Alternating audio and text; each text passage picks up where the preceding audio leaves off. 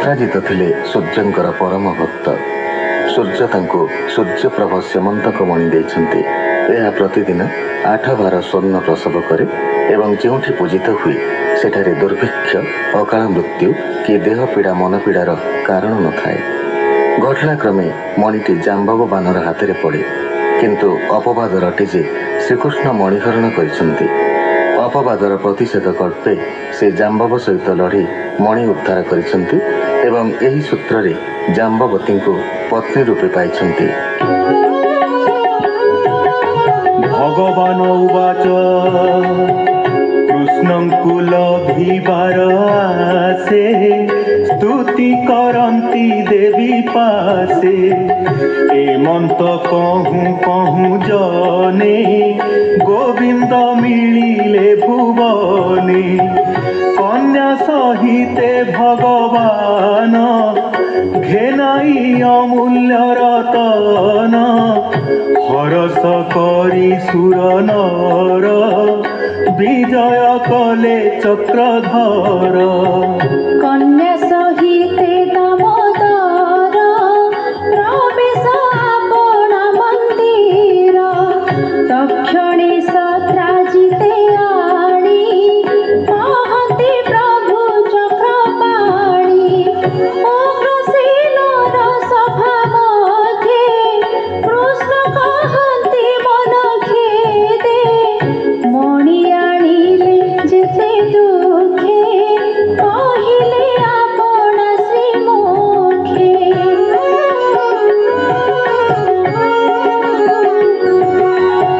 मणि ताहार करे देई पुरे मिलिले कृष्ण जाई।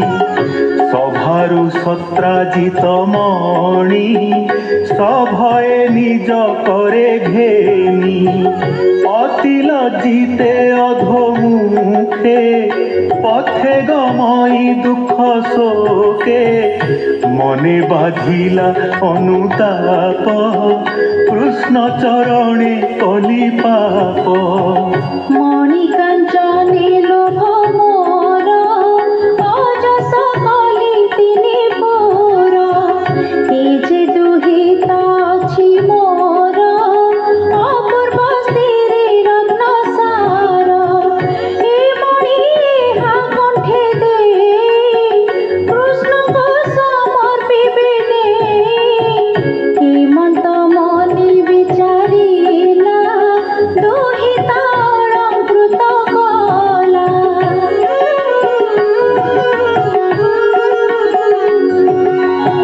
कन्यार कंठे मणि देई मिलिला कृष्ण पासे जाई। अंजलि करिबेनि कर कृष्ण को कहई मधुर। तू नाथ जगत ठाकुर मु तोर चरणे किंकर। सत्य भामा को तोते देई शरण पशिली गोसाई।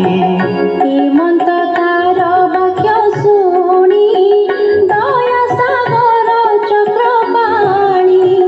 आनंद मणि देव देवा सत्य भामा कहिले विभा। पंक्षी कमला अवतार किय वा देवा पटान्तर। विवाह अन्ते चक्रपाणी से मणि रत्न करे घेनी।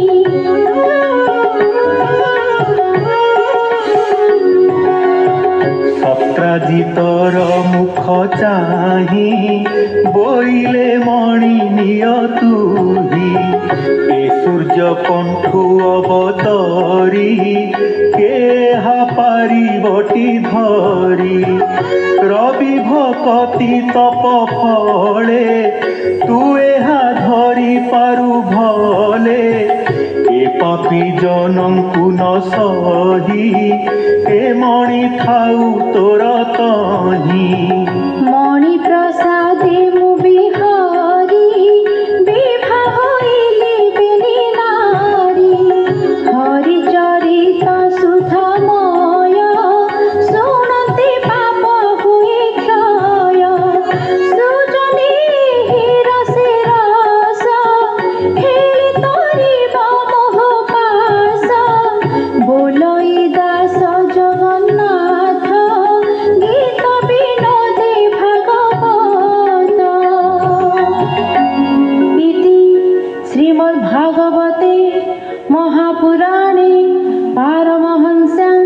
संहितायां दशमस्कन्धे उत्तरार्धे स्यमन्तकोपाख्याने षष्ठीतमोऽध्यायः।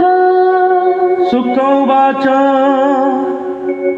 शुण परीक्षा नरनाथ द्वारकापुरे उपगत कुरु नगरु दूत बेगे कहिला रामकृष्ण आगे जानती प्रभु देवराय भले अछंती पंडुपए जतुर घरे पंचभ्रात जननी तुले हेले हत शुणी विकल वसुदेव भुवने जेते कजादव विषादे करंती रोदन राम गोविंद दुख मन शोक निवारिबेनि भाई रथे बसिले सज होई द्वारकापुरे तीन जन विचार कले कमन गगने अस्त हेले भानु अक्रूर तुले सत धनु कृत वर्मांकुराई धीरे विचार कले कसरे देख ए पापी सत्राजित अन्याय कला विपरीत सत्य भामंकु देवा पाई बरिला सत्य वाक्य देई एबे आम्भंकु निंदा कला